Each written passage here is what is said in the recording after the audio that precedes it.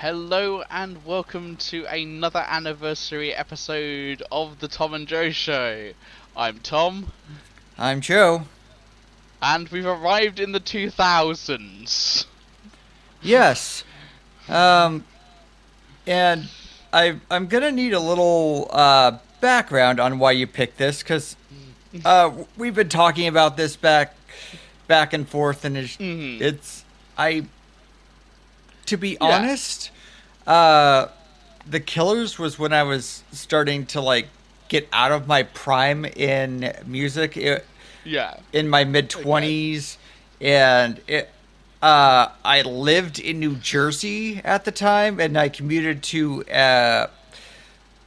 Rockland County outside of New York for Hmm. my job, and we had the radio, of course. Hmm. So it was the Killers song A and Killers song B. It was like Tetris. Yeah. Um, Mr. Brightside and Somebody Told Me. Yeah. Those were the two songs that they played all the time, every morning, without fail, Yep. even though it was a 40-minute commute. Um, and they were the songs were fine. I just didn't want to know anything about this band. I did really nothing that they sang reached me, and Hmm. I don't know. It I Yeah. never No, thought I that. would be here trying to talk about them. Yeah. This is gonna be of the 7 albums that we talk about this year. I feel this is gonna be the one where we're gonna be like talking more about the record than our experiences with the record. Nevertheless, this is on. I felt like we had to have something. So 2004 is sort of the year in the UK where indie sort of goes really strange. Like we get, there's a lot of 2004 albums, that could have been on this list. This is the point at which, guitar music I think reaches its zenith in the UK, and I felt we had to have something representative of that. And ironically, for like a genre that was dominated by UK bands, I picked the Americans. So we are talking. So a little bit. We are talking about the Killers' first album, Hot Fuzz, which was released on the 7th of June, 2004, which is 20 years ago, ladies and gentlemen. Yes, it is. Yep. So yeah. So I feel we need to sort of like. There's a little bit of things. So by the 2000s, I think like guitar music has sort of so rock and roll, I think it's fair to say, sort of exists on this sort of 20-year cycle.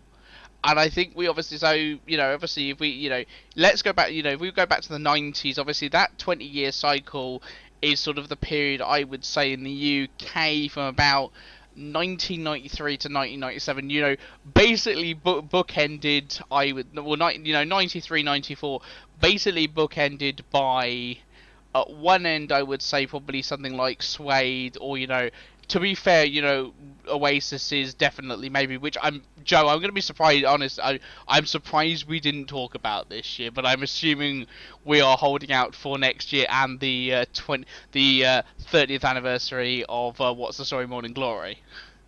Yeah, probably. Yeah, yeah, that's fair. And and obviously, and then we come round to the 2000s. Guitar music sort of starts to become big, and obviously a lot of that guitar music, yes, it's sort of going back to the sort of the sounds of the 90s, but also there's a lot of the sounds of the 70s. Are acts that have been important in between. Which means we're gonna start with a really strange introduction. So the year is this is all gonna make sense in a moment. The year is 2001, and New Order, who haven't released anything in about 4 years, released the album Get Ready. The lead single of this is a song called Crystal, um, and in this music video, basically, rather than New Order, who by that point were in their sort of late, New Order, obviously, do I need to talk about New Order? You know who New Order, aren't you, Joe? Yes. Yeah. Yeah. Basically, the band that were Joy Division, and then they basically Hmm. went off and started doing, electronic music, and basically, that whole sound of the 80s, where new wave and where basically I would say post punk sort of falls, pulls over into new wave. Anyway, during this music video, the New Order are not on stage. There's this other band on stage played by actors who are miming to the thing, and on that drum is two words, and those two words are "The Killers." Meanwhile, in Las Vegas, a gentleman called Brandon Flowers goes, "That is a great name for a band." And so the story of the Killers begins. So this is, as I said, this is going to be an episode where I think we talk more about the band than our experiences. So ironically, Joe, it's going to come back to Oasis now, actually. Yes, it is. It is. So, do you want to take up this part of the story? Well, they went to a little band called Oasis. Yep. They were less influenced by rock until they went to that concert. So Yes. they didn't. Then they were. Oh, I want to do this. I want to be a rock and roll band. Mm-hmm. This is what I want to do with my life. Yeah. This is Oasis on the intriguingly known Tour of Brotherly Love, because the bands Oasis, Black Crows, and Space Hog both all had a duo of brothers. Some of them are more speaking terms than the others. Anyway, so Brandon Flowers goes, "I want to be in a band," as people do when they go and see Oasis. That's like the same sort of thing that like a lot of people, obviously when they went and saw punk bands, it's like, I can do this. So Brandon Flowers goes through, a Las Vegas newspaper, and he comes across an advert by a guy called Dave Kooning, who's moved from Iowa, and they meet, they bond over musical instruments, they start writing songs together. The weird part of the early to mid 2000s where music seems to come from Iowa. As also proven by Slipknot.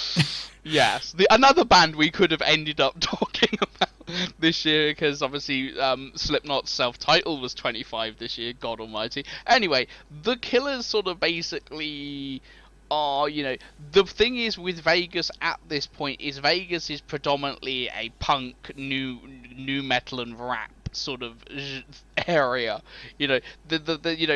Las Vegas has always, been a bit of a melting pot of music. And, basically, there's this whole sort of, the band coalesces, and it's sort of, they coalesce and they start to write songs, and then the Strokes' "This Is It" came out, and they went, "Oh God!" And that basically made them like entirely reinvent their sort of like, apparently Brandon Flowers like fell into massive depression upon hearing "This Is It," which I think is a record that I feel doesn't get its due attention as a one of the major. This is like a lot of the Strokes. "This Is It," I feel like started a lot of like the indie rock sort of stuff in the UK. It's basically, hey, this is like five guys with guitars with the sort of traditional sort of rock instrumentation sounding extremely fucking cool. Mm-hmm. This is like this. You got to consider, like, at the end, as we've discussed on previous episodes, at the end of the 90s, like, no, there's not like one. And I would say that as much on this side of the Atlantic as obviously on your side of the Atlantic. It's like there is like no predominant musical genre, being as I said, we get this sort of the last 2 or 3 years of the 90s where like it's every other month it's a completely different genre has taken over the cultural landscape. I will tell you what it is. It's TRL music, Total Request Live, which was the MTV top 10 every day that you vote on. And it was a lot of pop music. It was a lot of boy bands, Christina Aguilera, Britney Spears. it was a lot of pop, but you would occasionally get, some electronic thing. You would get Tom Green's "My Bum Is on the Rail." I know it goes by another song, but you Yeah, name, yeah. but it's Hmm. "My Bum Is on Yeah. whatever." The road. Song. Yeah. The Yeah. thing Eminem, speaking of which, Eminem would also be big on there. Oh So it yeah. was just like Like, it became a cult of, like, Eminem's not gonna like this, but pop personality, like mm, a cult of personality where you could sell that instead of sell the song.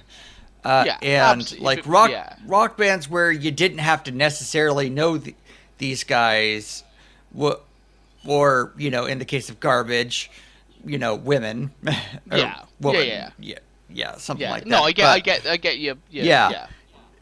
so I mean, you would have you know bands mostly led by like a personality of one person, or the entire group of cute guys, Yeah. or the Spice Girls or something like that. I Yeah. mean, I'm not It's saying it's good or bad. I liked plenty yeah. of some of these bands, including the Spice Girls. Although I will not change my opinion that Spice World, the movie, was trash, no matter what people were trying to do to rejuvenate its image. But that was where we are to get us back on point. Is Yeah. uh, We're in a very strange place. Like yeah, I mean, generally. this wasn't where you would normally see a band like the Killers arise because, like I said, I have no idea who these people are. The music Yeah. and the lyrics do not inform me about who these people are. They're just a rock band who does, perfectly good songs, and that's all Yeah. I know, and that's all I ever wanted to know. Yeah, and that's the thing. This is the thing. Compared to like some of the bands that we will talk about later in the year, mentioning no names. Brandon Flowers is really the only guy I know from the. I know there are other people in the Killers, and I know they are a rock band, but Brandon Flowers as the frontman is, as a frontman should be the big personality of the band. He's the front man. He's the front and center of most of the music videos and most of the things. And that's what a front man does. Or does what it does at the best sort of thing in a rock band. It's like if you got multiple personalities in your band and the personalities are not, we are the drummer, we are the guitarist. Unless you are a group of very very talented people, Mm-hmm. it sort of basically becomes, a sort of a problem. I want to say in like modern rock, it's like the famous thing. How many people of U2 can you name? It's like, well, the Mm-hmm. average person can go Bono and The Edge and the other two, because Well, that's I know Mullen. I know his yeah. last name, Mullen. I know that guy. Gary, yeah, absolutely. And Yeah. that's but that's that Joe. We've done an episode on U2. I Yeah, I mean, it's know, like, I know. And I yeah. forgot the other guy. Yeah, and like the Strokes is like Julian Casablancas and four other guys. That's And what rock bands were in the 2000s. I think. what I want to say is that it's interesting that Brandon Flowers is the front man, and he is a kind of sort of Mormon, which is, I Yeah. mean, one of the big things is that he has, I don't want to say a passive personality, but he has Mm. um, this, like, this is a where the Scene Kids, started to come out, where we had Yeah. all of those bands with, like, the catty singers, and they've had all the sex, or they've watched all the other people having the sex, and Yeah. some of You can this, just say Gerard Way, Joe. You can just say uh, Gerard Way. I can, but there were multiple bands like this, and they had multiple Oh people, yeah. and like, Yeah. especially with like Fall Out Boy, the lead Oh singer god. wasn't the one doing all of this and writing all of the Yeah. songs. He Yeah. he he looks like the Lost Fratelli son from the Goonies. Oh Um, god. Yeah, and it's sort of like so a lot of yeah, a lot of rock bands of that period were like and I think it's sort of something that does sort of typify a lot of that indie rock of the 2000s. Is the sort of like the idea of like And I think it's something that does definitely come up in Hot Fuzz. The voyeuristic view of, you know, I'm not, I am this, the loose singer, and these are not my experiences, but I'm a voyeur unto experience. That is what I Mm-hmm. write about. To an extent, I think it was more certainly a thing with the American indie rather than the UK indie, which obviously it was a Yeah. completely different kettle of fish. I mean, we had But the what I libertines who took astonishing amounts of drugs, for example. what I wanted to say is that Yeah. Brandon Flowers is a little more shy about this, and it's a little Mm. more obscure, and Yeah. it's trying to be obscure in a song where you can read it like poetry, and Mm. you could put your own meaning to it. But Yeah. especially in Somebody Told Me that you had a boyfriend who looks like your girlfriend, it feels Yeah. like that kind of thing that would come out in, like, Panic at the Disco, but Mm. it doesn't want to share details, or it's Yeah. not really about these people. I mean, eventually somebody told me we're told it's about songwriting and not like Mm. this Yeah. scene. Even though the Killers did play transgender bars and stuff like that, Yeah. you don't really get to feel that experience the way No. like Fall Out Boy or My Chemical Romance or Panic at the Disco want Yeah. you to know the experience where they you know have everything down. They have all their Mm. notes written down and they're spilling it on this song. Yeah, there's less confessionality. I mean, there is a degree of confessionality. We'll get obviously onto each song by song to, you know, the how Brandon Flowers does go about his songwriting, because like there are these, he has this very writerly sort of sensibility of these sort of vignettes. Each song seems to sort of revolve, or at least the bulk of the singles certainly revolve around, but there is less of this is happening to me. There is more of this, I am just a passive observer of the lives of Vegas, so to speak. I feel. Mm-hmm. Obviously the musical influences on this are quite disparate. I think there are two or three sort of main musical instrument influences, which you're welcome to disagree with me. There's the obvious one, which is New Order. This band has the sort of the grubby fingerprints of that sort of sound that New Order were doing, certainly towards the late 90s and early 2000s, all over them. That sort of very, particularly the sort of very Bernard Summer sort of percussive bass sort of sound, which permeates the sort of the first Mm-hmm. half of the record. The other one is Morrissey,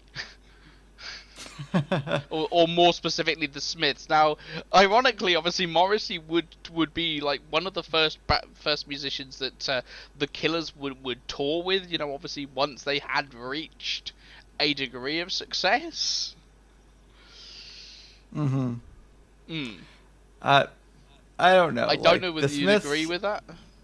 I really don't know. It's like I know Morrissey as a shit, which means I Yeah. haven't Oh gotten yeah. into his music. Yeah, but I mean, the lyrics have got this same sort of like this sort of like confessional sort of sensibility to Mm-hmm. them. And obviously Morrissey's sexuality is a bit of a question mark. There is this coyness, I think, to Brandon Flowers. Obviously people have read. I mean, I'm gonna link a couple of articles below that basically Hot Fuzz, so Vice magazine, which I'm going to link this article down below, sort of goes the core of this album, and two of the songs on this, which are Jenny is a friend of mine and um, one second, Jenny is a friend of mine and um, Andy, you're a star. Yeah, these are part of their quote-unquote murder trilogy. The other thing is a B-side called Leave the Bourbon on the Shelf. And Vice goes, yeah, the core of this album is a murderous homosexual relationship, and I'm gonna link that down below and just go, yeah, make of what you will. The thing is, you can read a lot into these lyrics because they are for the sort of the sensibility and the sort of the certain ethos and the vibe that they create, they are remarkably universal, I feel. Mm-hmm. Hmm. Yeah, and that's part of why it's good and part of why it's not involving, because it's not. Yeah. Sometimes it doesn't feel close enough to it that Hmm. you can feel it, which Yeah. is part of the problem. And I don't know if it's just Brandon Flowers as being the universal, I am going to translate this to you. Hmm. And, but it feels like there is, this wall between the experience. There is Hmm. definitely, uh, he's explaining what's happened, but Hmm. there's not the personal. It it's kind of a screenplay where you don't get the actor's performance of, okay, I've taken control of this character and I am making the emotions resonate, and Yeah. Yeah. that is part of my that. Which is, if you compare it to, an album we are going to talk about later in the year, obviously, which isn't one of our albums of the year, ironically, which is Three Cheers for Sweet Revenge. And Three Cheers for Sweet Revenge is very much like, no, this is like, this is, if not, immediate experience. This is, Gerard Way has a very in-your-face writing style, and it's like, considering obviously Gerard Way is actually the published author of the two, there is an immediacy to how Gerard Way writes, his characters in, his songs that I feel there is less of the ironic detachment that Brandon Flowers either subconsciously or consciously, portrays his lyrical protagonists with, I feel. Mm. Okay. Anyway. Yeah. um, I don't know. I get the same feeling off it that I get off of Arcade Fire's Neon Bible. That it okay. Well, a little bit. It's just that Okay. there's that kind of echoey narrator voice in the background. Yeah. It feels like it's more in the background than the foreground for some of these songs. I mean, some of these songs are upfront and in your face, obviously, but there's that feels like it's a narrator, that it's somebody looking above this. That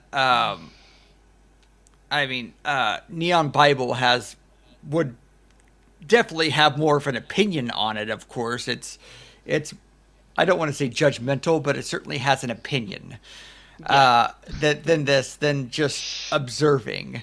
But it does have that same thing that keeps me from that.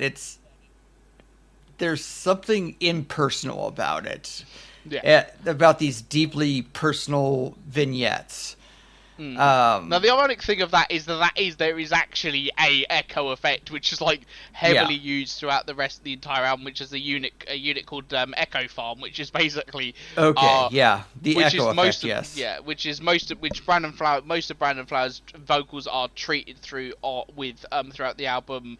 I'm not going to get into the technical details, but it's basically an echo effect with a little bit of an overdrive on it, and that does give him like on these the musicianship on this is great. There's not this is a very well played record. Mm-hmm. The guitar work on this, the synthesizer work particularly, you got to consider at like this point, not many rock bands are hauling around a synthesizer on tour unless you're somebody, of a particular genre. Most of the indie bands, were basically, two guys on guitar, a bassist and a drummer. To bring this sort of extra thing along, and obviously the lot, obviously gives it that sort of, peculiarly timeless yet sort of unmistakably sort of 80s tinge sensibility to it. I And feel, then they actually allow you to hear the bass at times, oh yeah, and very well. Yeah, yeah, like especially since we've talked about "Be Here Now," and they did. oh While god, Oasis technically had a bass player, you couldn't hear him through the layers upon layers of guitar overdubs and whatever else the hell they had at yeah. the time. Yeah, so the mixing job on this, so actually, yeah, it's a very, very well mixed album. So the band, before we go any further, are obviously Brandon Flowers on vocal and synthesizer, Dave Cunning on guitar, Mark Stormer on bass, and Ronnie Van Nucci Jr. on drums. One of the tracks 5 and 6 also feature the American R&B band The Sweet Inspirations. Yeah, the production on this, which is done by Alan Moulder, who is a gentleman we will definitely come back to talk to later, because he produced he did much of the production and the engineering on Nine Inch Nails' The Fragile. He also did the production on and the engineering on Moby's Animal Rights, which would indicate what his 1990s was like. But it's a very, very well mixed album. You know, it's very, you know, it's got, Mulder has a particular style, and it's particularly, ironically, it's best seen in Nine Inch Nails, where everything is like very, you know, you can hear the individual tracks of instruments. You know, it's a production style, you know, compared to the sort of brick walled sound that I think a lot of indie rock of the 2000s. I mean, one of the worst, one of the worst culprits of that, I think, is actually, you know, ironically, is Coldplay, where just everything is this sort of like this mush of sound, and you know, you might get a guitar line coming out of somewhere, but it's, you know, it's basically this big anthemic sound, and to have, you know, the individual, being able to hear the individual instruments, particularly the bass, which gives us this particular, you know, this sort of sensibility and this sort of sonic. It's the thing that, ironically, I think marks the Killers apart, in at least on this record. You know, is how prominent that bass is, because it, you know, it sort of almost acts as a, like, an additional line of percussion in, because it's very obviously that very thick sort of, that very sort of precise sort of plucked, you know, sound, that sort of slap bass sound that you get on. Anyway, but yeah, that's the thing. I don't think there's any real sort of like sonic problems I have with this. I don't think. It's a very well produced album. Yeah, it's very well produced. My only thing is, it sounds like a lot of things, and you said there are some things about the Killers that, you know, make them apart, like the bass, but there is nothing that makes them stand apart as a band. And I'm only speaking for my experience, that I wouldn't make them my band, because it feels like it is very impersonal, and I don't know, there maybe somebody who loves the Killers and this was my band can like talk to us about it, because I got, none of this means anything to me. I do know it means a lot to someone else, but that is a story we are going to get into in one of the songs. That's fair. That's fair. I mean, my view on them is they are a very good rock band. They're probably one of the few rock bands that I still listen to from that era, because a lot of the other stuff, like, you know, I'm not joking, they got to a point where there's a term, and I hate the term, I'm going to use it now, which is sort of this idea of quote unquote landfill indie, where it just, like, every other, like, rock band, every other band coming along would just be another band in this sort of vague sonic template of, you know, a few guys with a guitar and, you know, a sort of slightly 90s by way of 70s by way of, you know, 60s sort of sound. You know, there are innumerable bands that sort of fall under that thing, and even some of the more prominent ones, like, you know, I will just say some names here. Kaiser Chiefs, Joe. The Kaiser Chiefs. Did you get the Kaiser Chiefs over in America? We did not get the Kaiser Chiefs. Did you get Block Party? We did not get Block Party. Did you get... No, you got the Arctic Monkeys, because they then... Josh Homme... Yeah, we got the Arctic Monkeys. There are big Arctic Monkeys fans around here. Yeah. No, absolutely, because Josh Homme got hold of them. It's like, hey, I am the American guy who writes... sort of, you know, fuzzy rock. Says Alex Turner, I am the Englishman who does all the fuzzy rock. And then that went off, and they did, you know, Lost of the Shadow Puppets, which is a very good album. You know, and you know, Keen, and you know, you got, you know, I think there was sort of the band that sort of basically kicked this off, and I feel the band that probably, like, I feel are to blame for this are Coldplay. Yeah, definitely. And Coldplay basically you went. can unavoid, even though you say they're separate from Coldplay, you can definitely hear Coldplay in a couple of the songs. Yeah, it's that sort of big guitar sound, and it's like but Especially we the penultimate song, which yeah, oh, feels just like, definitely. okay, we've been dancing around Coldplay, we gotta do this one Coldplay-esque song, God, like right here yeah. near the end. Yeah, and and I will go to bat for Coldplay on their first two albums and Viva La Me Vida. too, actually. Viva La Vida sounds nothing like this, but Viva La Vida had the brilliant thing that Brian Eno was producing, and therefore it's like it sounds nothing like anything else Coldplay did before or after. Modern Coldplay are just basically another what I hate to call advert music rock band, which is like, oh, we'll turn up Hmm. every 2 or 3 years and we'll do music, and some of this music will end up on trailers and tech, Yeah, and oh, we movies and all of that. and we are Like unveiling a new the laptop. Here is a weird new thing Coldplay is song. they used a Coldplay song in The Wedding Crashers for the main Oh god, love relationship with intriguing. Vince Vaughn's character, and it's Oh just like, bloody hell. yeah, and this is like an insincere comedy trying to be like super sincere, and I don't know why that movie had to be like near 2.5 hours long. I guess that's was the thing Jesus after the time after the Christ. 40-year virgin.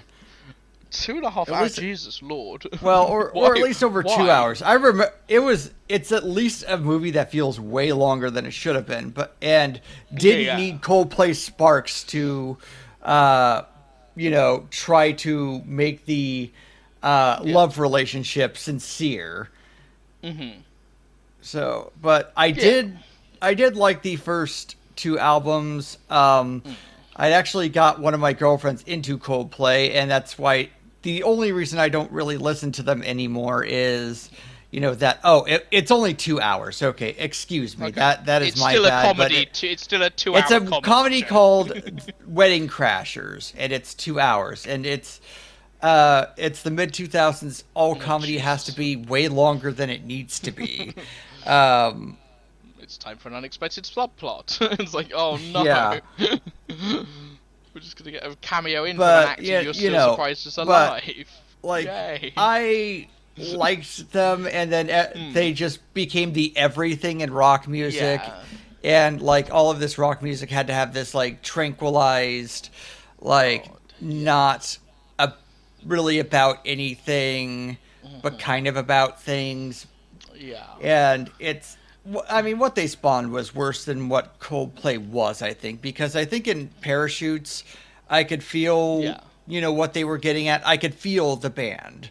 And there Yeah. were some parts in their second album and it was kind of I don't want to say harder version of that, but Yeah. I, I liked this. I didn't want it to become the whole damn scene of mainstream rock, Yeah. which eventually would pave the way for like Imagine Dragons, which is just Oh like God.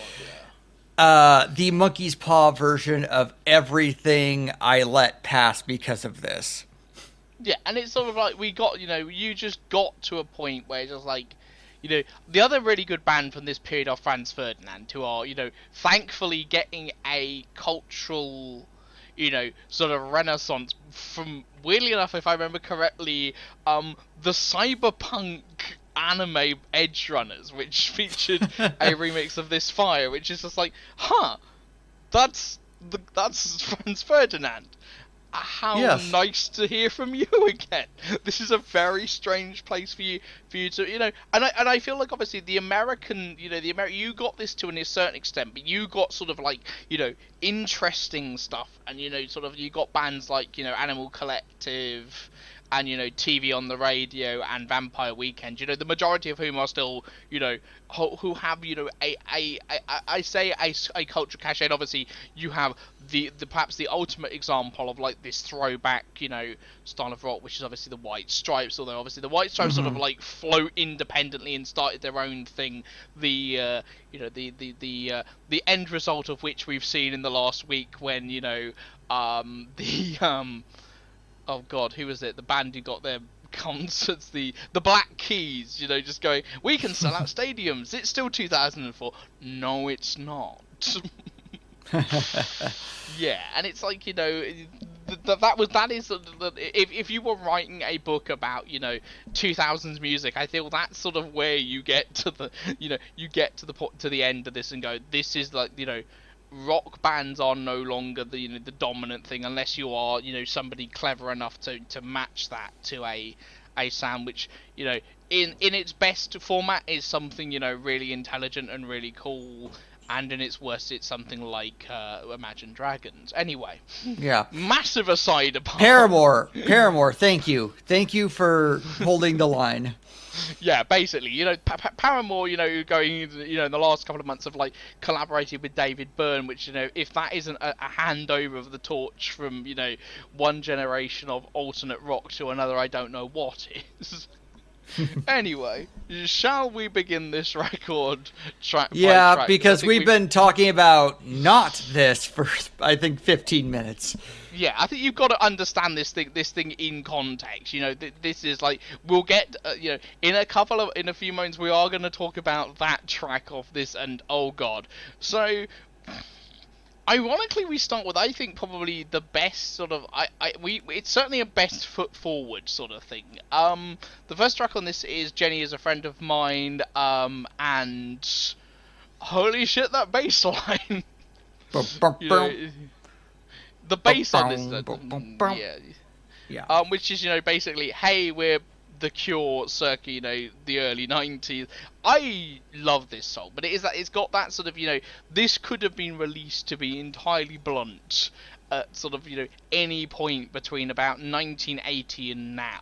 It's just like, it's... What I don't know is if they did an intentional nod to Oasis, because the beginning of Oasis, Be Here Now, has an airplane, and this one has a helicopter. Yeah. I don't know.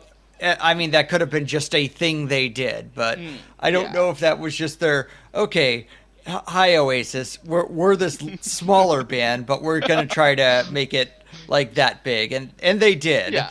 But I don't know if it was a cute reference or if it was just something they did to help the song sonically and help the subject matter. Yeah. Very brief aside. The album cover of this is great. It's one of the great album covers of the 2000s. Ironically, it's not even in the United States. It's actually 4 buildings in, if I remember correctly, it's in the outskirts of Beijing. They're obviously now by now they're fully built and probably been demolished. But it's just this very cool, very cool cover. I like it. It's cool. Side note, just from an editing perspective, oh god, was it hard to find this in high quality for some bizarre reason.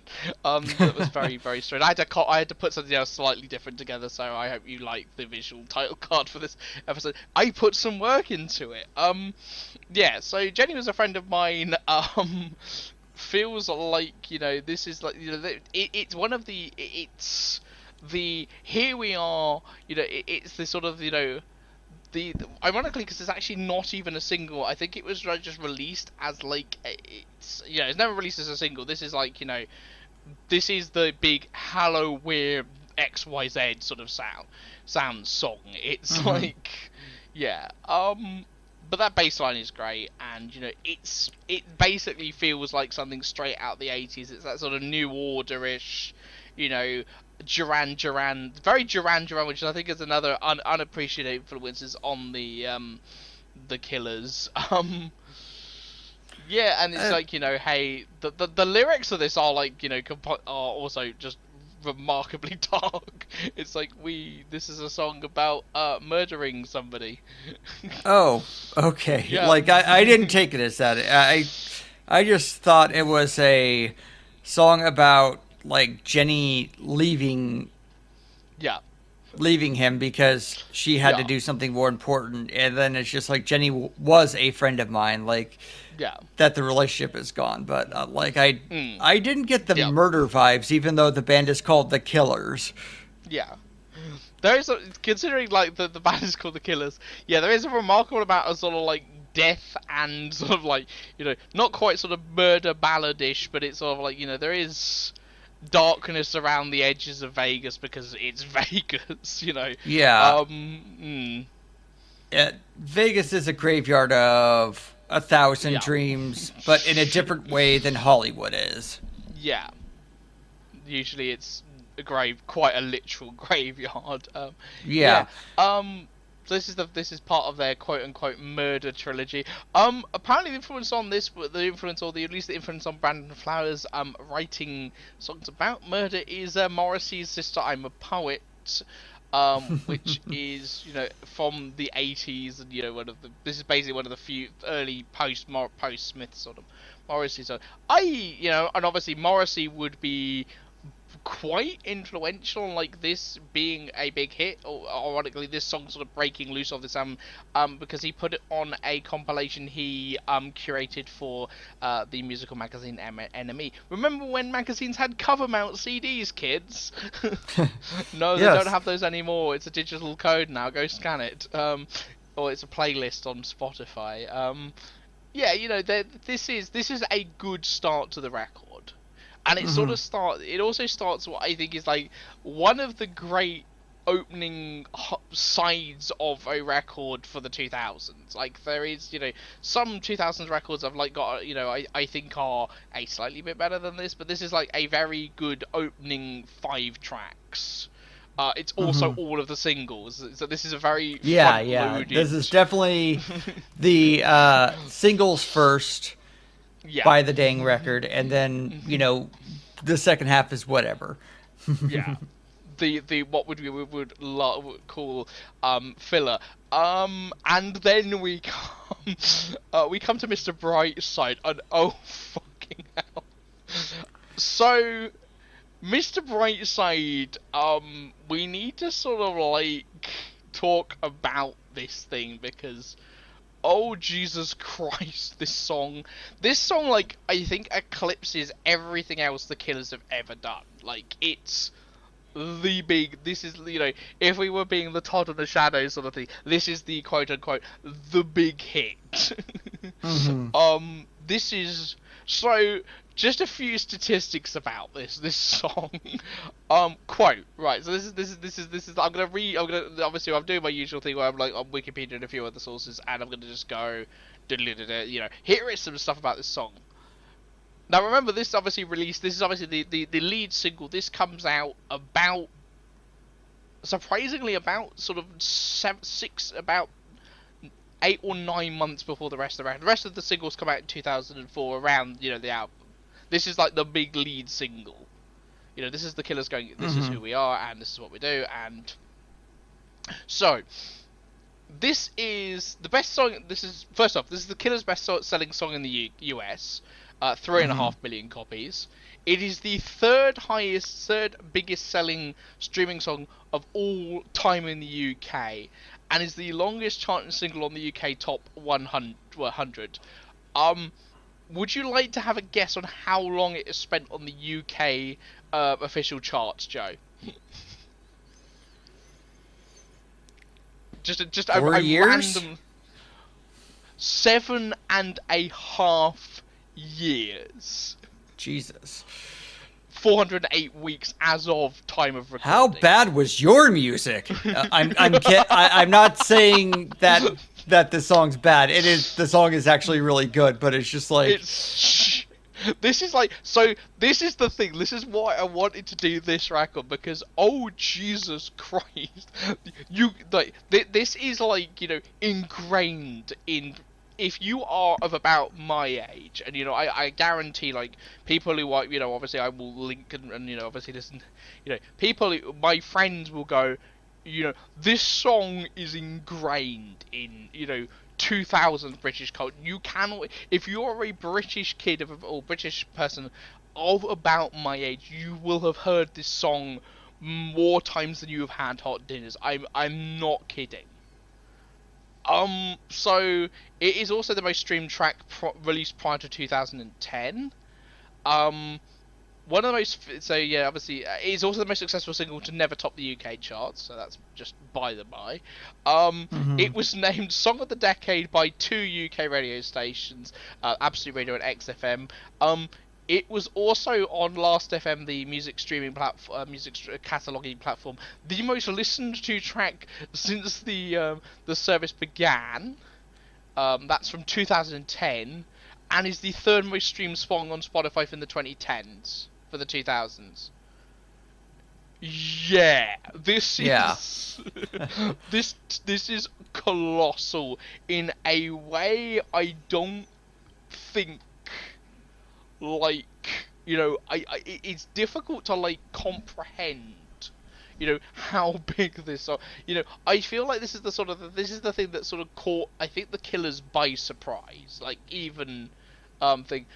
By the way, Joe, the song that it actually overtook earlier this month has become the most successful song of all time that hadn't reached number one. It's Wonderwall.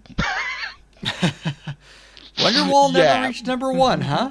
Wonderwall never reached number one, Joe. That is Yeah, crazy. this is huge. And yeah, let's just call it where this is the best song on the album. I would argue somebody told me, but Okay, I would say, yeah, it's very, very close from my perspective. But yeah, oh yeah. god, and obviously it's got all of like the mimetic lines, I'm Hmm. the calling a cry, and I'm crying, how did it end up like this? It was only a fish, it was only Yeah. a fish. This is like how much this song has like embedded itself in. Oh, but Yeah. it is supremely well crafted. Like, Hmm. and it's a jealous breakup song, because why Yeah. not?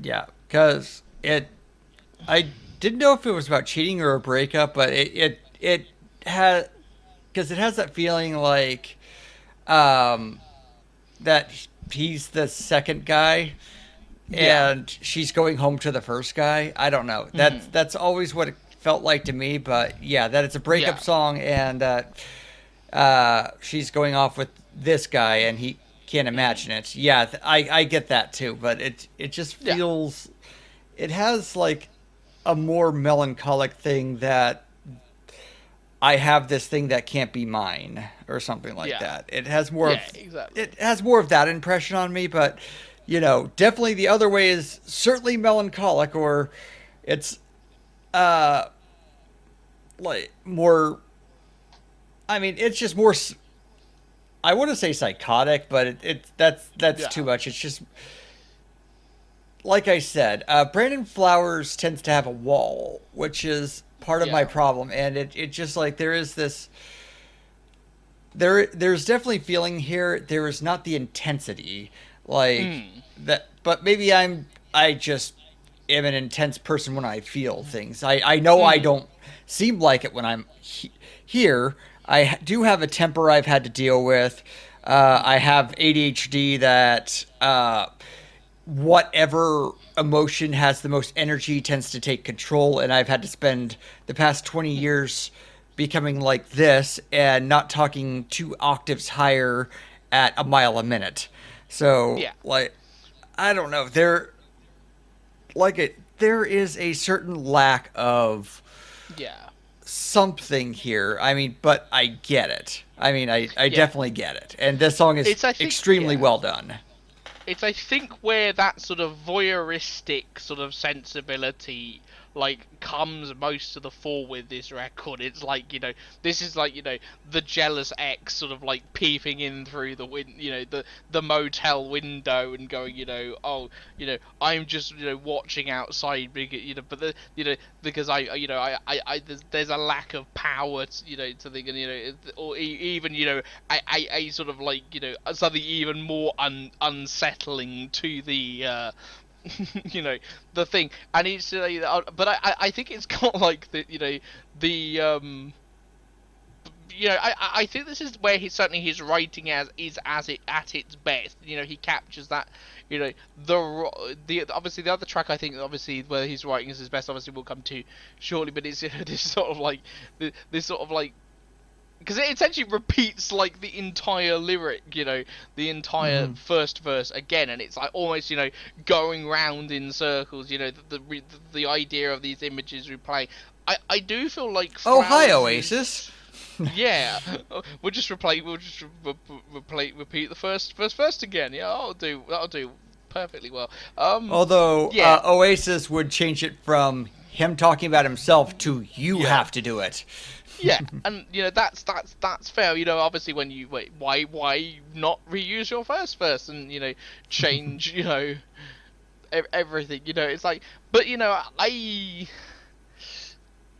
this must I mean this must have caught a nerve because this is and the most played song on Spotify prior to 2010. This is like you consider what that's up against. It's like Jesus Christ. Hmm.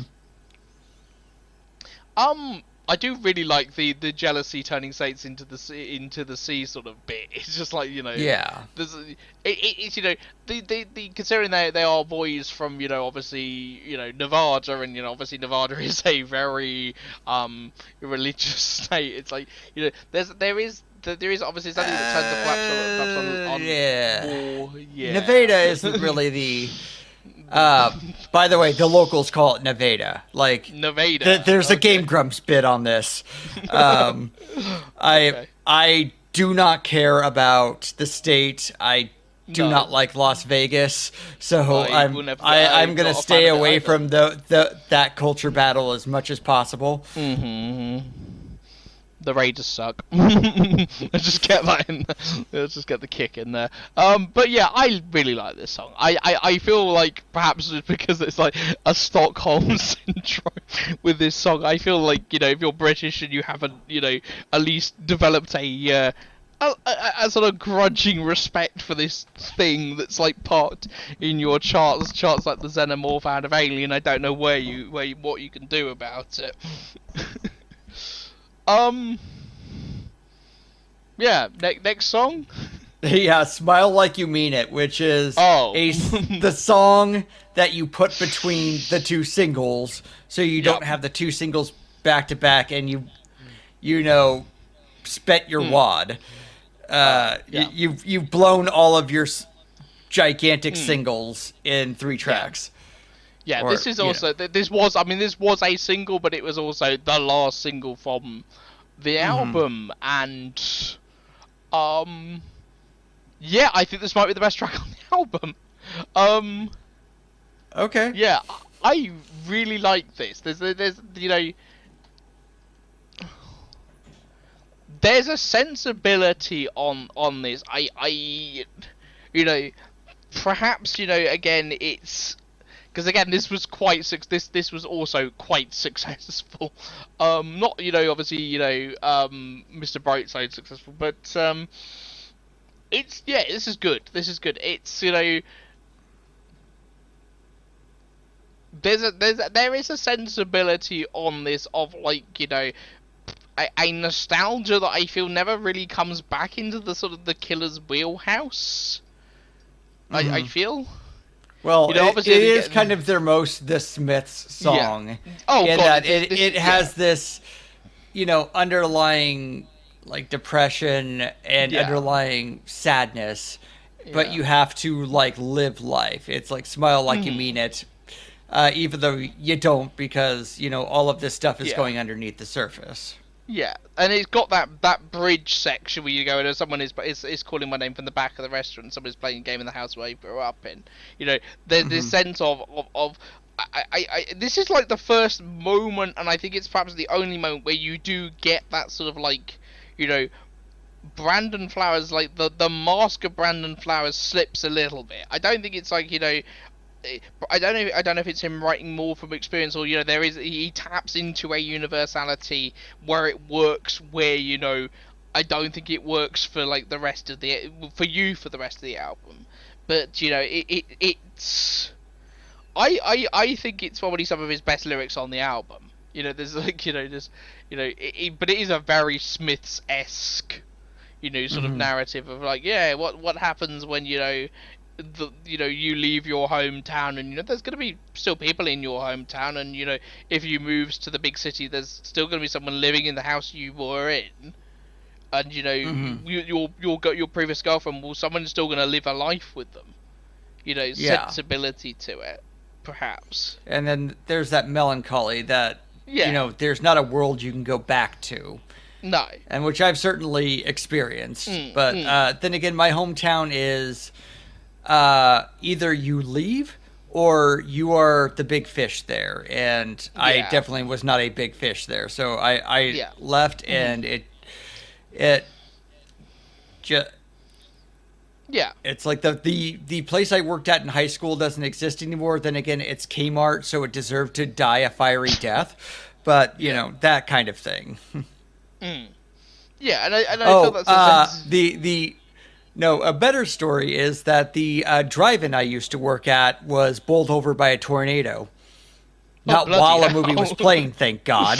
No, But but yeah. still. So like a That's- lot of the things, I've done, like I can't show anybody that this exists anymore. Like we had to get the showrunner of the Blacklist to revive the theater that I used to work at. Like not the drive-in, but it was owned No. by the same people. So would have the drive-in theater and the regular Yeah. theater, and you would like switch off working between both. But one of those is still standing. One of them is not. But we had to Yeah. get the showrunner of the Blacklist to come in and fund it to make it a local spot, and not like the opera house that we had downtown that they just bulldozed for no reason. Charming. Yeah, so it is a very, so I do understand this. Like, you can't stop time, and it changes everything, and you can't go back to this, even though it didn't feel good when you were there. The nostalgia is going to make it there, and Yeah. but you just have to go through what is going through now, even though it feels like shit. Yeah. And perhaps that's a universality that Brandon Flowers hits, where it's like, yeah, everybody's had, unless you are the big fish in the small town, everybody has had that experience, and so, anybody, has creative has had that experience. Even with, obviously, I think the band are, most of the Killers are from, Las Vegas, but it's like, now you are a big rock band, you cannot go back to being, the nobody from nowhere. You are somebody, and your life has forever changed. Mm-hmm. Hmm. Okay, so Yeah. somebody told me. Somebody told me. Yes.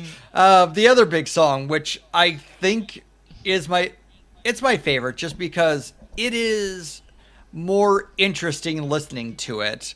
Like, it has these fascinating things. Somebody told me that you had a boyfriend that looks like your girlfriend, and it sounds like it is eventually what would become that scene music, like where, Yeah. sexuality doesn't matter. We're running around having the time of our lives, just like, yeah. Yeah. And it's just Yeah. like trying to find out who this person is. I mean, it's actually about writing a song, but and it's like, I don't know. I mean, Brandon Flowers, I don't know him personally. I don't think this is an experience that No. like he had, but it definitely has that verve that this kind of life has, like Yeah. like being a rock star, and being in this kind of community, and that's what, like, oh, this sounds interesting, this sounds cool, and that's like the big reason I consider this like somebody told me, instead of Mr. Brightside, which is just like, Mr. Brightside is a really good song, but it's also really goddamn depressing. This one is just like, it has energy. It's exciting. That all of Yeah. this stuff is happening. And happening now somewhere. It's Yeah. like, yeah, absolutely. This is apparently just a random factoid. This apparently appears in Rocky Balboa. just in Yeah. the background at one point. It's Yeah, like, it's just a that's- background of one track. Yep. But we're gonna save like when this was referenced in a movie for the next one, Oh boy. because that's a big story. Oh boy. Okay. Yeah, but I think this is the other lead single from the thing, because obviously this came out Yeah, in like March 2004, and obviously is the other really big thing. And yeah. hey, this is like this I if Mr. Brightside like got them into the public eye, this was like, yeah, these guys are a little bit more than a one-trick pony. Mm-hmm. They are at least a two-trick pony. Yes, at least. And the synthesizers on this are just great. It's like do do do do Yeah. do at the end. Do, do, do, do. It's got that anthemic sort of sound without. That's the thing. Mm-hmm. Like a lot of all of these five singles have got like a scale to them. There is admittedly that is a scale that sort of I feel is sort of like lifted a lot of leaning on a lot of elements from 80s and to an extent early 90s music, but there is a grandeur to the opening half of this record, frankly. Mm-hmm. Hmm. Yeah, this is really good. Yeah. Yeah. Uh, I've said my lot. It's kind of Hmm. self-explanatory, really. Yeah, it's like, again, you have probably heard this song. It's like these A million this times. It is. yeah. Even if it's the same hour, they will still play it uh, in the same hour as Mr. Brightside because people It's wanted this shit. Like, people yeah. were all over it in 2005 when I was Yeah. driving from New Jersey to New York. Yeah, despite the fact this like did not like massively chart. This is like this so this charted at number 51 on the Billboard top 100, and um obviously got released a couple of times. This is I don't know if, absolutely it wasn't a big and flyover country where yeah. I don't know, you shouldn't have boyfriends that look like your girlfriends. I don't know if that had anything to do with it. Like, I'm Yeah. from Nebraska, okay? Frankly, I am from Nebraska, so I know it's more than that, because we did have the song "Bitch" chart in the middle of the state, and nobody was going to stop us. So that might be a false impression. I have many questions, and I don't think I need the answers to them. Um. You know the song. I'm a bitch. I'm a lover. Yeah, you know that. Oh yeah, no, I'm a. Oh God, Yes, I do, that which is song. You horrifying. know that you know. So Yes. it's not like we all just listen to stuff that's not going to quote unquote hurt us morally, but Yeah. it's, Oh God. I don't know. Oh God, yeah, no, no, absolutely. I mean, as I said, early to mid 2000s rock is just and to an extent, music is just flipping chaos. It's like the fact that the UK had this dominant musical genre thing, which is probably the last time we really had a musical movement basically rule the charts. Which considering Hmm. how fractured genre is at the moment, and how fractured listening to music is, says a lot about where music has gone now. But this is a good track, and I like it. Hmm.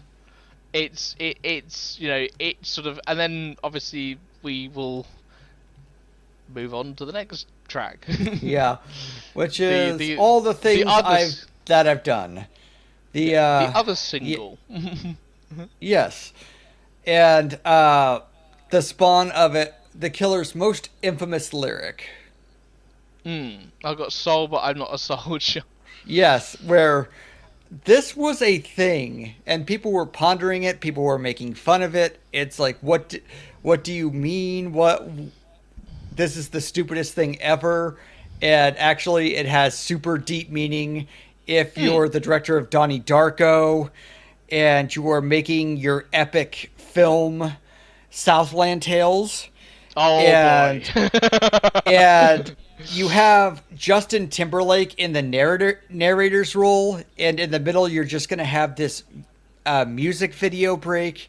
And what is this thing he is going to sing in the middle of this like extremely drunken, broken down satire of America, but all the things that I've done, Yep. and like I've got soul, but I'm not a soldier, while he is a soldier.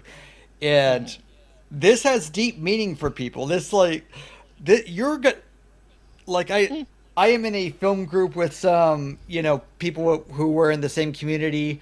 They are half my age, and it's weird that they're half my age, but most people my age have like boats and houses and shit, and they talk Yeah. about that stuff and like how the Royals are doing or something like that. But Oh god. uh like I can't get into those group obviously because I don't have a boat or a house. But so Southland Tales was a huge movie for some people of Mm. when they became sentient or when they got into film, and this was what, because this is, Mm. I don't know if you would call it like Dune, David Lynch's Dune, or something like that. That was a failure, but it resonated with a Yeah. certain amount of people or something.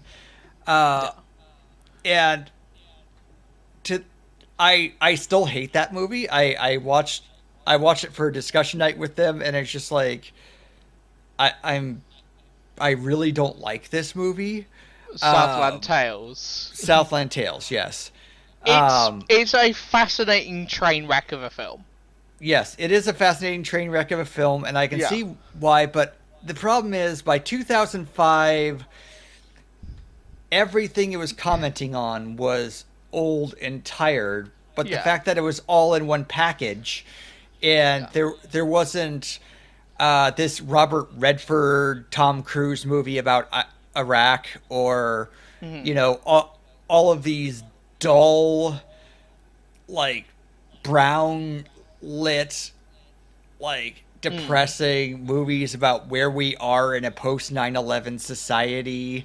Yeah. And this is actually like tries to be fun. It tries to tell a joke, and once it tells a joke, it tells the same joke three times, and it does capture like the zeitgeist at the time. I don't think it's a good movie, especially because the Yeah. director is not in this community. He is specifically taking pot shots at the like California Mm. community because he only went there for film school, and but he's from the East Coast and his parents worked for NASA. So uh Yeah.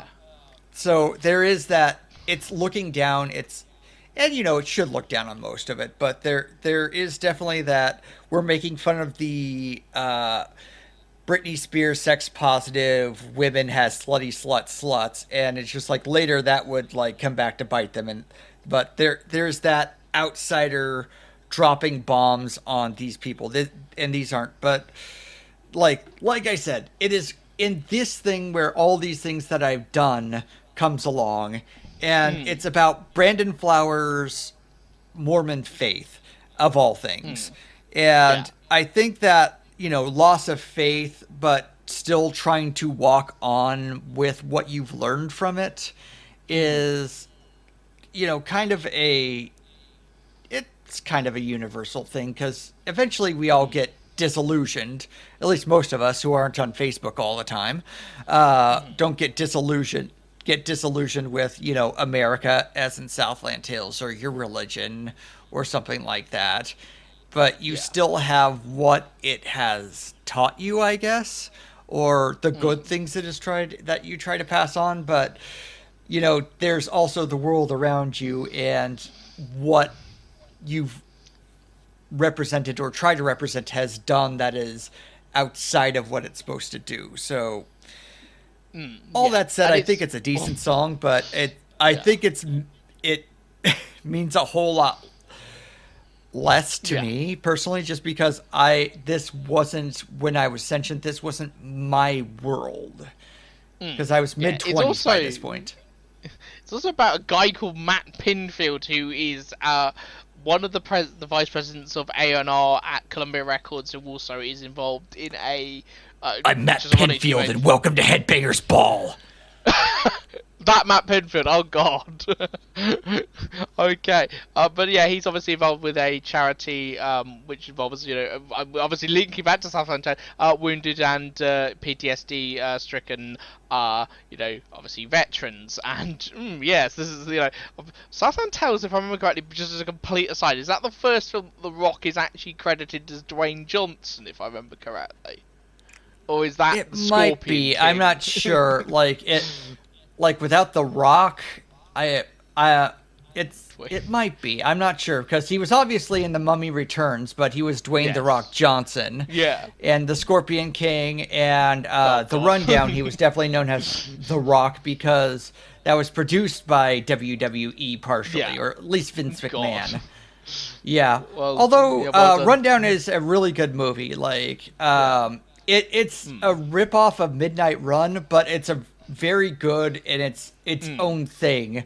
Unlike the movie Fled, which is a total ripoff of Midnight Run and it's a piece of shit. But the Rundown's worth watching. But Yeah, I think anyway. From a quick look, it looks like it actually might be. Which, thank you, Richard Kelly, for creating this media juggernaut. Well done, mate. Richard Kelly, I like yes. this. I like this song. And obviously Brandon Flowers goes, I'm channeling my inner Lou Reed. Yes, yes, Brandon, yes. Lou Reed through the most Lou Reed location of Las Vegas. Yes. Yeah. Yes, the Metal Machine music part of it is really coming out right now. Yep. Yeah. But this is all, obviously there's a little bit of Bowie because why not? I like this song. I think this feels so there is a very interesting story which I'm just gonna go through very quickly.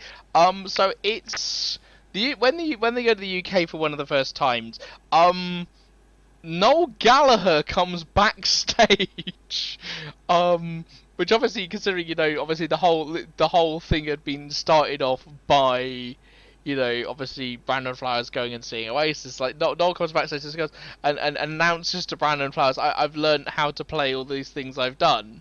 It's like, yes, Noel. Well done. Very good, Noel. Well done. You've learnt some new chords.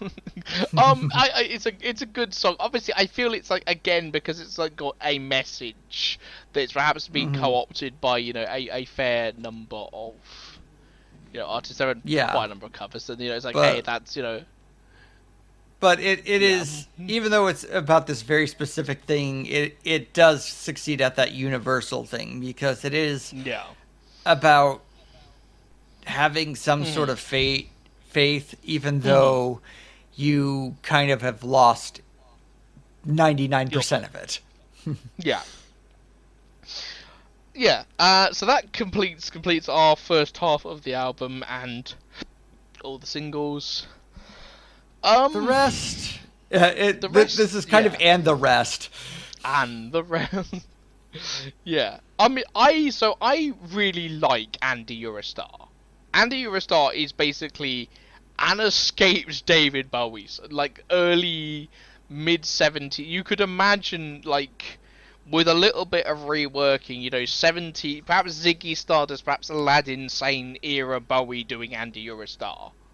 That's the sort of, and I don't know whether there's a deliberate sort of sonic attempt to, to capture that, but it's like, if this isn't, about, if this isn't like leaning on, Bowieisms, I would be astonished, basically. I mean, the only problem is Flowers doesn't have that stretch. He doesn't have that personality to, like, sell this. Like, like, I don't know. It's one of the forgettable ones for me just because, like, I don't feel any of it. I don't know what it's going for. I mean, once you look at the lyrics, you kind of do, but when you're listening to the song, it's just melancholy, but it's melancholy in a way that doesn't connect. Yeah. And the sort of the second half of the record is like, if the first half of the record is the sort of the party. This is like the slow stagger home like afterwards. I feel Mm-hmm. it's sort of like this is the problem with a lot of obviously a lot of stuff with with 2000s records. I think records we've had this conversation before about how front loaded 2000s records were, 90s Mm-hmm. records were, and this is a fairly good example of front loading, Yeah. because it's like here are like the four singles and the other song that broke out. It's like fair Mm-hmm. enough.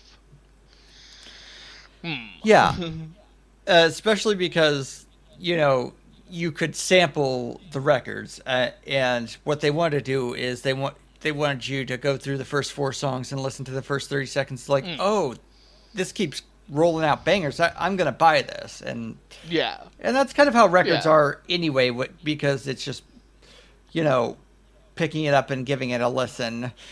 And it feels like records have always been like this, frankly. Yeah, yeah, yeah. Unless you are somebody of like the obviously there are some albums that are like this is all singles. When you get to something like Linkin Park's Hybrid Theory, when it's like half the record is Mm-hmm. singles, or was subsequently released as singles, and the tracks in between are a similar-ish strength. This is like they and don't get me wrong, I think that some of these songs are good. Mm-hmm. They are there is they do sort of blend together, and together a little bit, and I don't know if that's deliberate or. Mm-hmm. But the problem is you sort of left with what I feel Brandon Flowers is sort of writing style. Like Brandon Flowers can do the sort of big brash sort of stuff very, very well, and then it's sort of like the slightly more confessional stuff, but I still feels a little bit on its face. And people go, oh, but there's there's subtext in here, and this is obviously these lyrics are mostly you can read these lyrics and go, ah, but there is a queer subtext in this, and I don't think, well, No. that's you Like know I don't get that feeling. I mean, I get yeah, like there's yeah, whatever undercurrent and yeah, whatever. I'm not going to be a part of the discourse of yeah, like, oh, he's a former Mormon and he's yeah, experiencing these things for the first time, and so yeah, there's this part of him subconscious. I don't want to do that. Like, I'm not going to. yeah, There is. I don't think there's anything dangerous about no, like this, or like he's trying to co-opt anything. I'm not gonna no, no, say that because there are yeah, far, far worse things. It's just there is mm, a disconnect, and yeah, uh, it's yeah, especially for the next song, even though mm, that like it doesn't feel like he is selling this experience. It doesn't feel like he is selling that he's had it, or that he relates to it, or that he feels it. And that's yeah, my biggest problem with a lot of the songs, mm, especially when they're trying to reach some sort of universal feeling, is that yeah, it stumbles trying to have it both ways. mm. Yeah, and the problem is it becomes I think we had this discussion obviously when we talked about oh god, I can't remember what it was, but then, you could get to a point where you are too universal, and it's just like, Hmm. who is this song for? Well, this song is for everyone, and you Yeah. go, well, if it's for everybody, then that it ceases to be Hmm. aimed for a particular, if you read into anything into it, it's like, oh well, that's just you. This song isn't, is it? Yeah. Oh, oh, you start feeling like you're sort of clutching at straws as to go, oh well, this song is about whatever you feel it is. That's unhelpful. Please be Yes, less universal. it's essentially Noel Gallagher's High Flying Birds is what it is, Yeah. which are Yeah. the first two albums are very well produced, but the Mhm. songs are kind of about nothing. I mean, Yeah. they're good. Yeah. They're solid B, but they don't Mhm. get anywhere because Yeah. like he's gone beyond Yeah. making songs about himself. He is about making songs that are, Mm. like universal or something for everyone, and Yeah. ironically, they're for no one. Yeah, it's the sort of same with Hole that sort of, for ironically, sort of modern Coldplay have fallen into. It's like we all of our songs are about, how we need to sort of, like each other. It's like, Chris, this is mush. This is universalist mush. And I feel to a certain extent even the Foo Fighters occasionally do sort of fall into this thing of like, Mm-hmm. because they are, this is music for, stadia, and music for large arenas. Oh, but they, obviously, and everybody can then feel like, oh, this song is about me, and it's like, well, yeah, says Dave Grohl. Of course, it's about you. He says to every single person in the audience, this song is definitely about the things that you are feeling. And okay, I mean, there is a it's quality. just There is a eventually quality. you.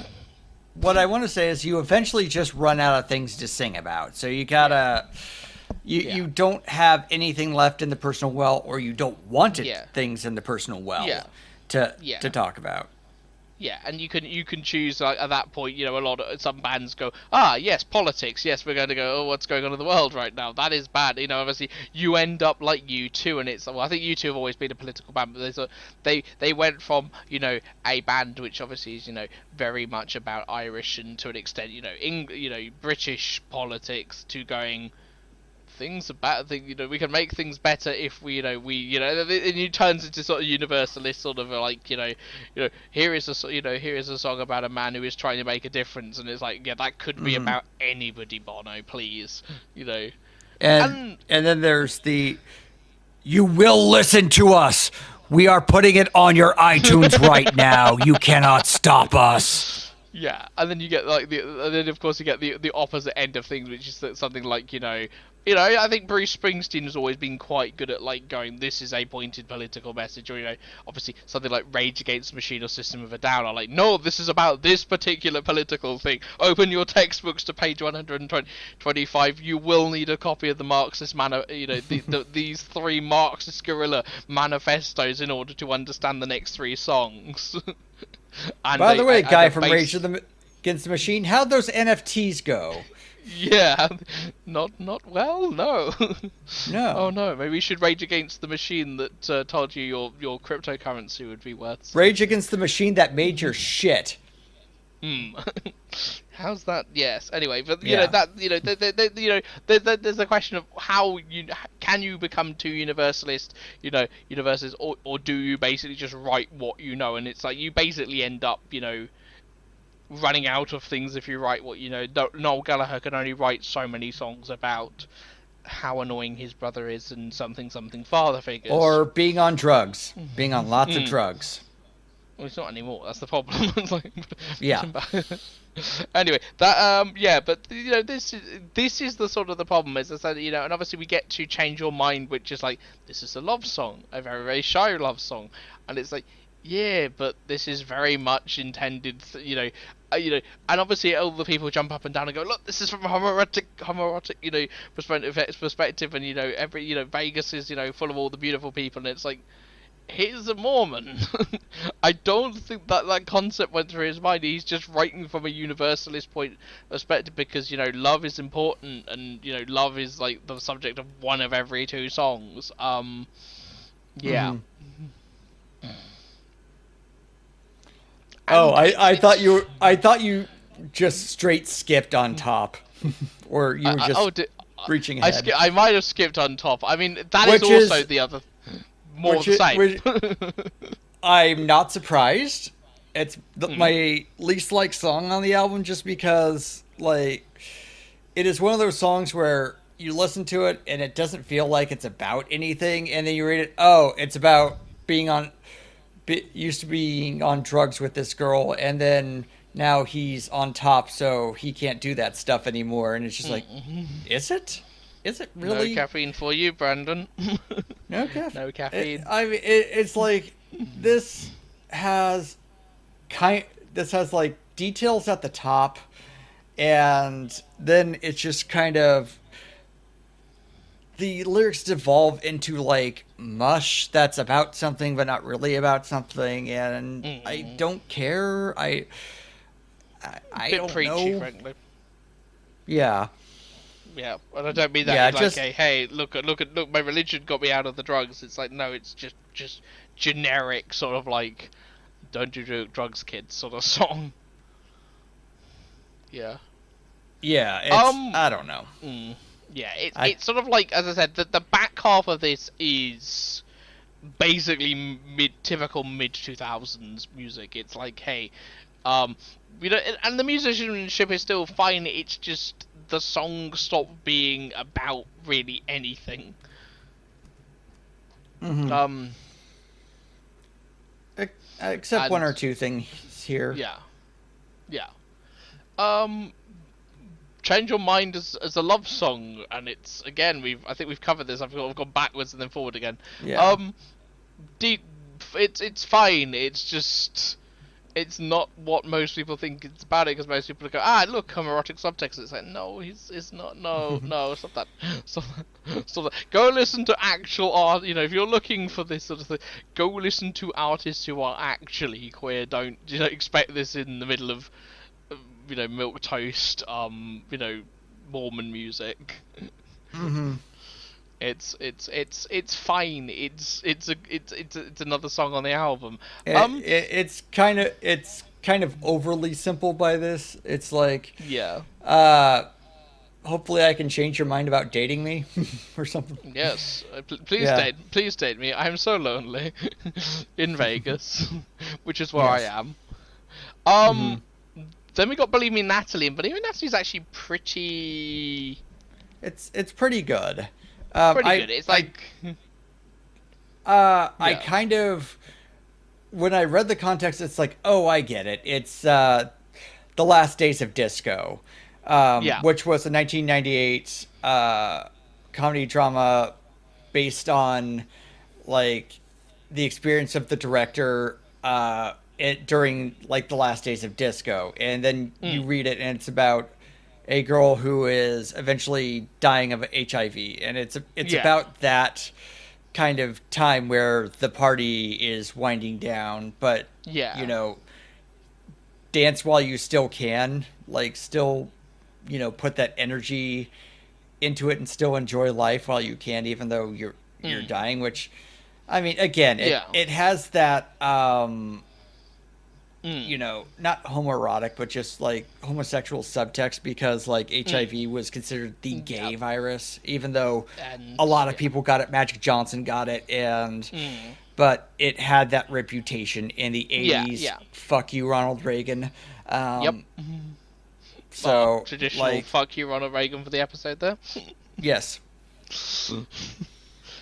Of course. So it Yeah. has all of that, but it is also kind of hindered by like Brandon Flowers doesn't really know that much like from No. personal, but he is talking to somebody else. I Yeah. The only thing is, I don't know if this advice is coming off as patronizing. Yeah. It's like, yeah. It's like, thanks, Brandon. I'll be sure to think about that. Yes, In your I'm going to very enjoy my tortured life while I am suffering and dying. Thank you. Yep. Thank you. Your lyrics have made all the difference. Thanks, Brandon.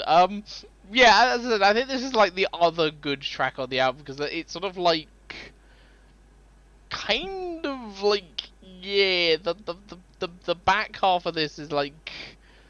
And then you get the Midnight Show, which is like, uh, it's another song about relationships, and it's like, yeah, this is the fourth or fifth track on the album Yeah, about relationships, and and it's just in comparison, like since we're talking Midnight Show, we go to the Midnight. yeah, Like, I get a good idea of what happened to the lead singer's last relationship from listening to yeah, his three albums, even though like there's a lot of like role playing and songs about, oh, but completely, yeah, they are personal, and they mm, they understand the experience even if they haven't had it. But Yeah. like there is just like the distinct that this is this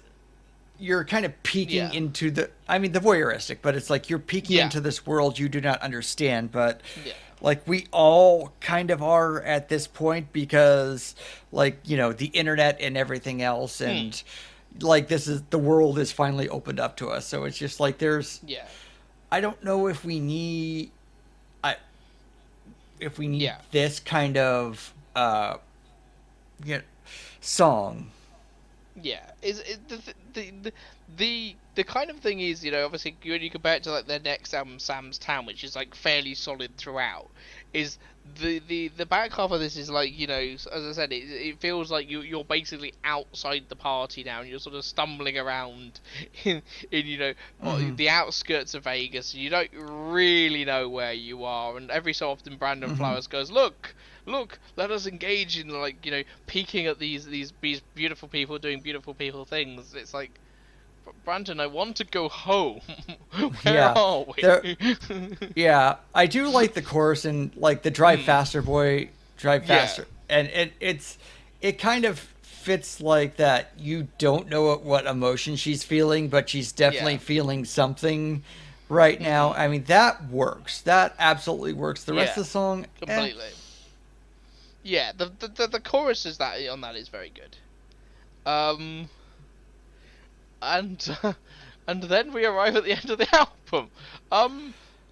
kind of sort of Everything. depending what version you got. Yeah. You know, on the standard edition, this is where your journey with the killers end, and Yeah. everything will be alright is fine. It's Their okay. Coldplay song. It's well, This I is only say yeah. that because the sonically it starts like absolutely like a Coldplay song, and it Mm, interested me mm, more because it's like, oh, I'm hearing something different than this like mm. echoplex of Brandon Flowers' voice, uh, Yeah. where it feels like he's talking up front, but he feels like he's talking from the back, or it. There's this. Oh, this is different. This feels Mm, different, and I'm ADHD. That's kind of what happens when I steer to the bands I like or the albums I like. Like version mm. 2.0 is one of my favorite albums because like everything feels cohesive, but all of Yeah. the songs feel different, and they have, Mm. and there's definitely the mood. So when like Yeah. a band that's been doing kind of harping on the same thing for 40 minutes or so, once I Yeah. hit something different, it's like, oh, my ears kind of perk up, even if Mm. it's you know kind of their most basic song Yeah. lyrically. I mean, it's everything will be all right. Everything will be all right. All right, all right. Yeah, Yeah. In the end, it's one of things those get songs. out. Yeah. That's the thing. I feel like it. You know, the album. Well, it's the standard version of the album. Sort of has to sort of finish with something that's just a little bit different, even if it's a sort of like this drift off into the Vegas night, and it's like, yeah, you know, you know, Hmm. this town may be full of, you know, murderous psychopaths, and, you know, there might be, you know, broken hearts around, you know, you know, junction, you know, every, you know, part of the city, Yeah. but, you know, yeah, maybe it's gonna be okay. Maybe it's gonna be okay. No, it won't be. It's Vegas. You will wake up like the The next morning house and go, always wins. the house always wins. By the way, Yeah. go to this part that looks like Egypt, and then go to this part that looks like Venice. Yes.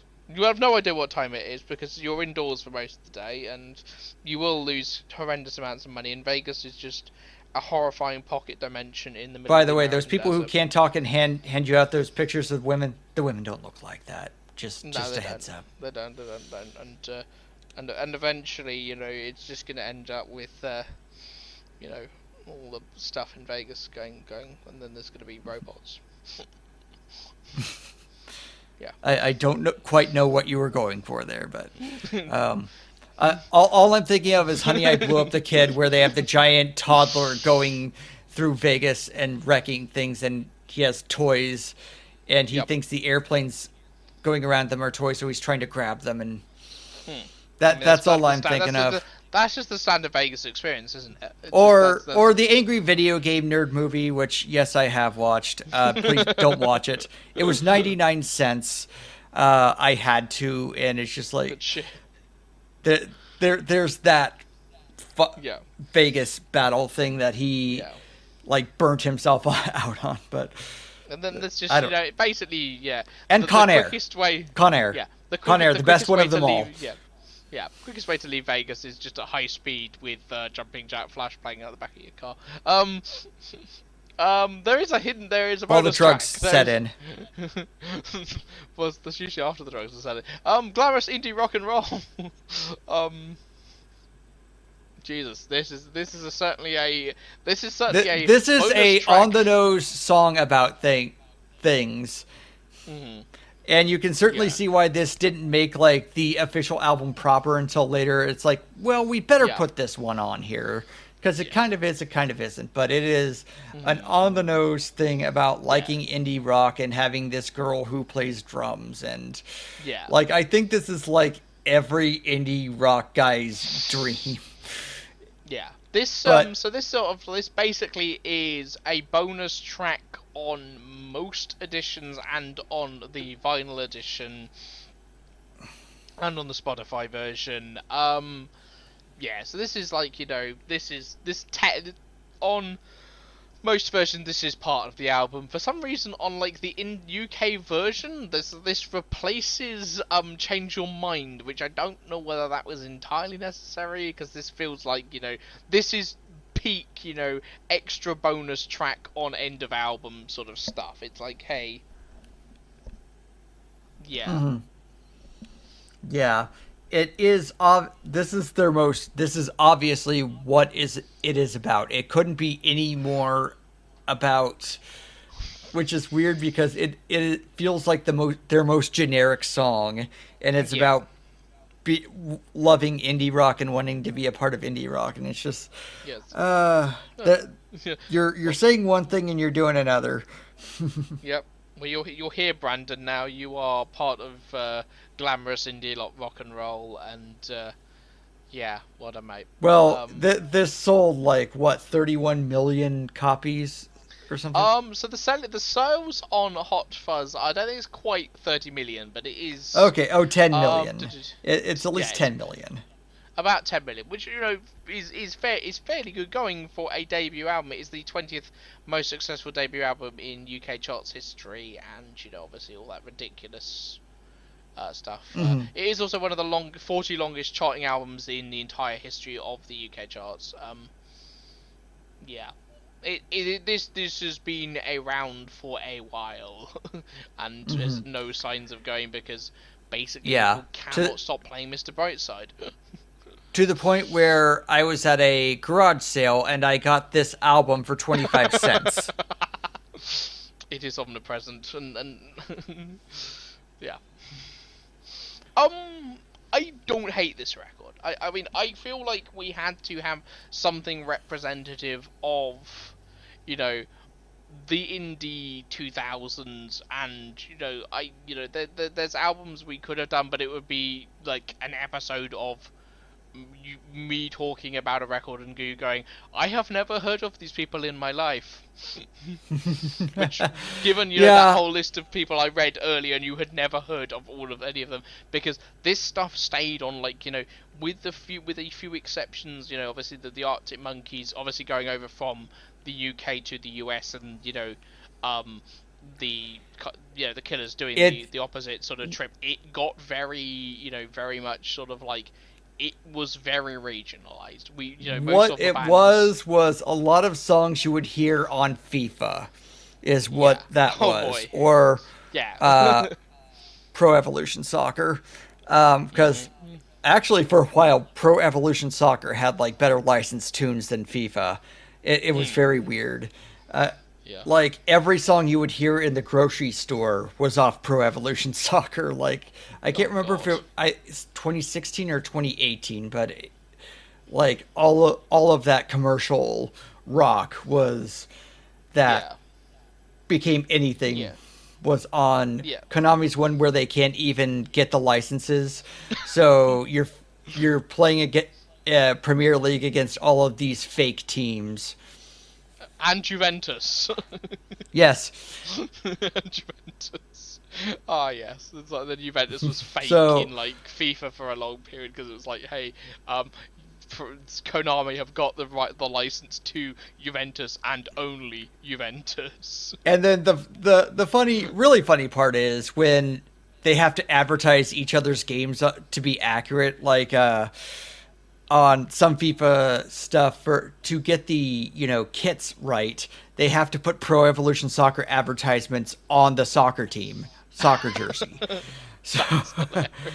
So, that's Yeah. kind of what the music we were dealing with, and Yeah. then there's the other direction where the scene kids, the emo kids, whatever else would like, okay, but we're going through these experiences, we're doing these things, so Yeah. we are going to like amplify this up to 11 with catty drama. I've had so much drugs and I don't know who I fucked last night and all of that. That would go in this direction. And like, the Killers were still successful, but God help me if I can remember anything they've done after this. Yeah. Basically, it's Sam's Town, and then everybody goes, "Oh yeah, yeah." And Sam's Town, basically, all I people are gonna don't, remember and I from couldn't tell you what a song off of Sam's Town is.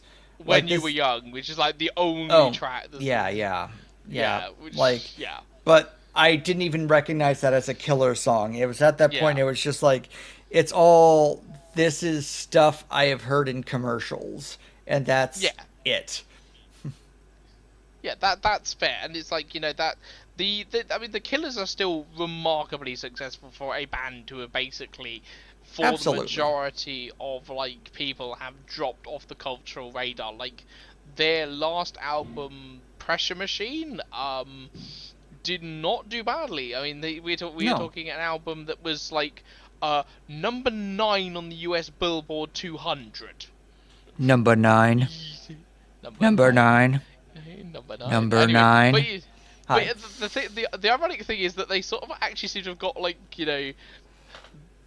this is like one of these albums that Pitchfork goes, oh no, this is not particularly excitable, and their like entire rating on Pitchfork seems to have gone up since they disappeared, like basically off the yeah. Indeed, and then they obviously sort of like started collaborating with people like Phoebe Bridger and um, ironically, Bruce Springsteen. Yeah, so it's like obviously they, it's and Lindsey Buckingham, and this is the sort of thing. The Killers have been happily doing their own thing, like Hmm. just And not really happily. being stars. I don't think they Yeah, can be because one of them doesn't tour because they got burned in a pyrotechnic yeah, accident. yeah. We'll talk about another person who got burned in a pyrotechnic accident later this year. Okay. Yeah. Yeah. Well, not. I've had a pyrotechnic accident after the much after the rest of the album. But yeah, this is the thing. Like the Killers have been happily doing their thing. Like it's, they are they, they do like a Christmas album track like every so often, and Hmm. they're fine. They have a quite happily little niche sort of thing where they basically, they sort of, they haven't ever quite dropped out of the cultural imagination, but they are not really. They made this album and basically went supernova, and everything as subsequent has been sort of like the tail of the comet after. It's like it's still going through the sky. They're still popular in their own way. Um, but the first album was the brightest, I feel, Yeah. or at least certainly left the most of the majority of the impact.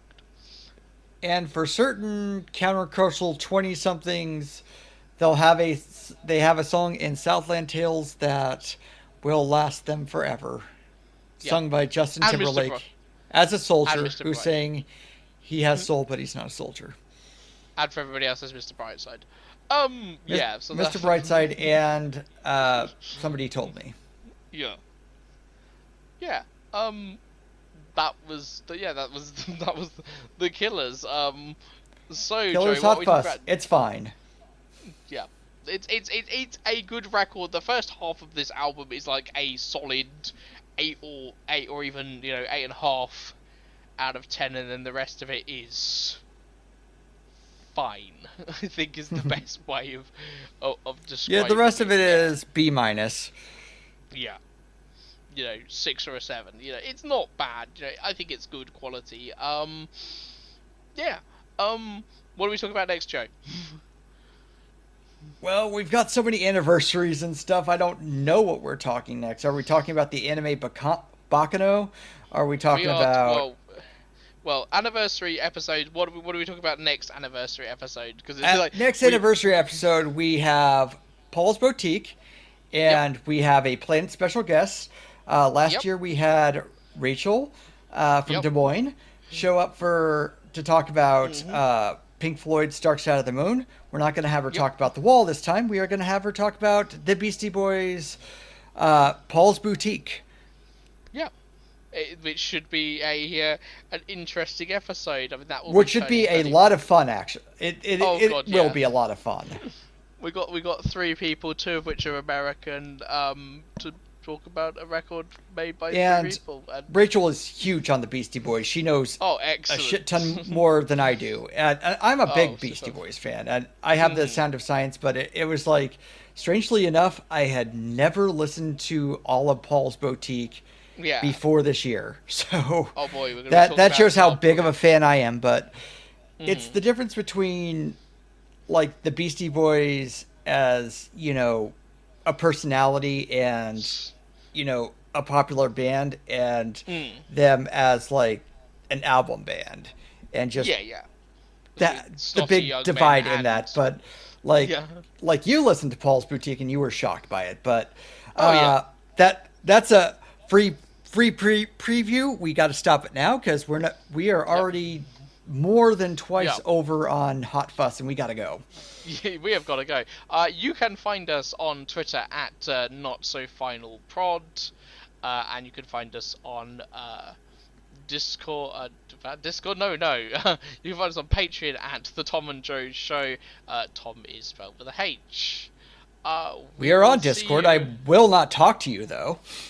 Oh, yeah. We're not giving you our Discord. Well, I'm a severe introvert. Like you'll get like a hi from me, and that's it. We don't. Yeah, we don't have a collective Discord. That'd be weird. But yeah, we'll see you on the next episode. We'll probably at least have one numbered or some numbered episode between then and now, which we will probably be talking about another album from 2004, which is My Chemical Romance's 3 Cheers for Sweet Yeah. Revenge, or what happens when you actually get somebody who is a very very sardonic